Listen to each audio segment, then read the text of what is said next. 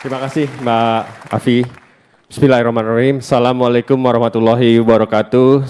Selamat malam Mas Anies. Pada saat ini saya akan bertanya tentang ketahanan pangan. Jadi dalam 10 tahun terakhir, jumlah penduduk Indonesia itu bertambah sebesar 25,5 juta jiwa.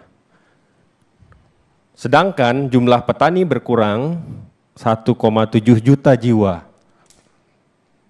Jumlah petani akan terus berkurang karena 32% daripada petani berusia di atas 60 tahun. Sedangkan anak muda kurang berminat menjadi petani baru.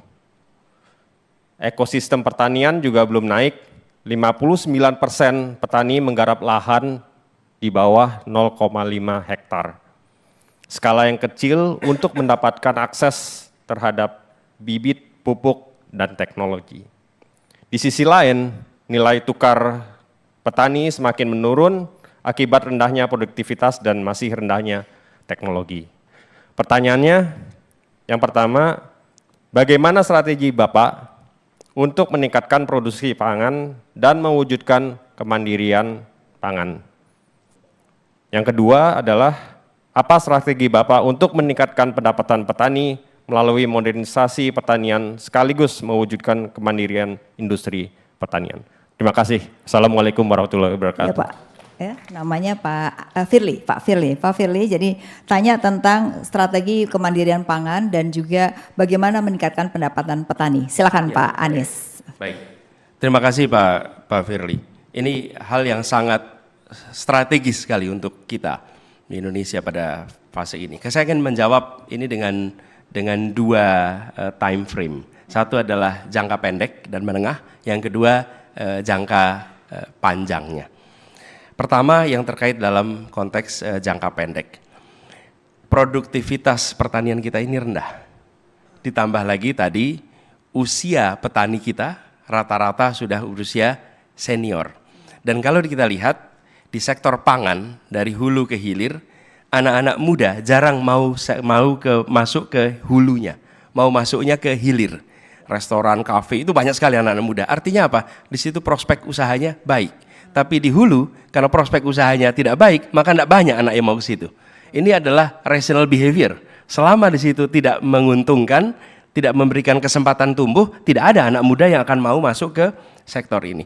Jadi kami melihat pertama dalam jangka pendek adalah meningkatkan produktivitas pertanian. Beberapa hal bisa dikerjakan. Satu, penyediaan pupuk, penyediaan benih berkualitas yang mudah dan murah.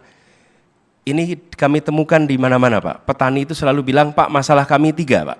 Kesimpulan saya nih, mereka mengatakan, tapi kesimpulan saya ada 3. 1 pupuk, 2 pupuk, 3 pupuk. Itulah masalah utamanya di pertanian kita. Kemudian, nah ini harus dibereskan. Kemudian yang kedua adalah tadi yang disampaikan, luasannya kecil. Apa yang kami coba lakukan? Kami mencoba melakukan namanya cooperative farming. Cooperative farming itu apa? Cooperative farming itu artinya mengerjakan satu wilayah sebagai sebuah kegiatan koperasi. Sehingga batas-batas yang selalu kita sebut dengan pematang sawah itu akan bisa tergantikan menjadi luasan yang lebih besar dan akibatnya produktivitas lebih meningkat karena dikerjakan sebagai satu kesatuan. Kemudian yang ketiga adalah keseriusan memperbaiki sistem irigasi kita yang selama ini terlewatkan. Dan apa yang terjadi? Petani kesulitan soal air, muncul usaha penyewaan pompa tapi tidak membereskan soal irigasinya. Irigasi kita ini harus dibereskan dan sudah bisa dibilang lebih dari 25 tahun itu tidak diseriusi.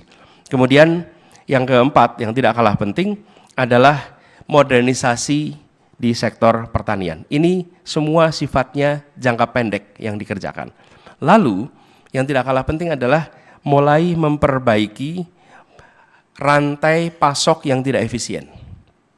Kami pernah mengerjakan di Jakarta, di mana perusahaan milik negara, yaitu milik Pemprov DKI Jakarta, langsung bekerja sama dengan Gapoktan di tempat-tempat sentra-sentra produksi pangan.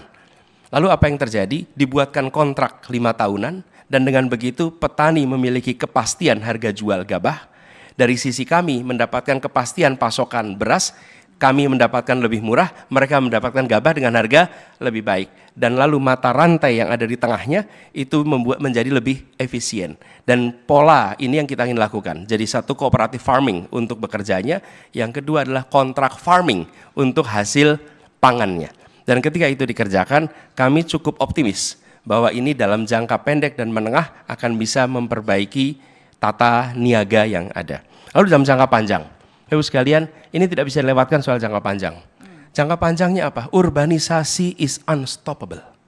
Dan kita tidak bisa memaksa orang tinggal di desa lagi. Diperkirakan di tahun 2045, 73% penduduk Indonesia ada di perkotaan. Sehingga kita harus mulai memikirkan secara serius tentang tata niaga ini ketika jumlah orang yang berada di pedesaan itu jumlahnya akan sedikit. Ini fakta yang akan kita temui. Karenanya kenapa yang tadi saya sampaikan, modernisasi itu diperlukan, cooperative farming itu diperlukan, perbaikan tata niaga diperlukan, sehingga desa tetap menjadi supplier. Dan tidak kalah penting adalah karena kita berhadapan dengan climate crisis. Betul. Jadi itu kira-kira jawaban untuk Pak Firly. Terima kasih.